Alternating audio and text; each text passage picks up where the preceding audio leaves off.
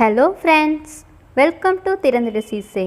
இப்போ இந்த வீடியோவில் குட் ஃப்ரைடே ஸ்பெஷல் லஞ்சில் ரொம்ப முக்கியமாக நம்ம செஞ்சது என்ன அப்படின்னா பருப்பு கடைசல். இது பருப்பு மத்து வச்சு கடைஞ்சி செஞ்சோம். இப்போலாம் பார்த்தீங்கன்னா ஒரு சிலர் மிக்சியில் போட்டு அப்படியே அடித்து எடுத்து சாப்பிட்றாங்க. அந்த டேஸ்ட்டும் இந்த டேஸ்ட்டும் ரொம்பவே டிஃபர் ஆகுது. இந்த பருப்பு கடைசல் கடைஞ்சி சாப்பிட்றது ரொம்ப ரொம்ப ரொம்ப சூப்பராக டேஸ்ட்டாக இருந்துச்சு.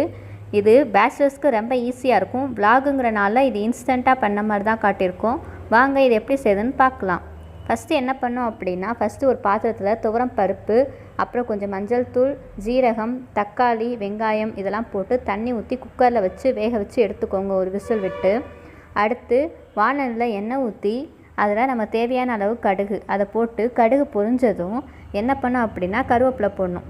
அடுத்து சின்ன வெங்காயம் நீளமாக நறுக்கி வச்சுக்கோங்க, அதை கொஞ்சம் சேர்த்துக்கோங்க. அடுத்து பார்த்தீங்க அப்படின்னா இதில் நாங்கள் எத்தனை வரமிளகா, ஒரு 10 வரமிளகாயாவது போட்டிருப்பேன். அவ்வளோ போட்டால் தான் காரமே எடுக்குது.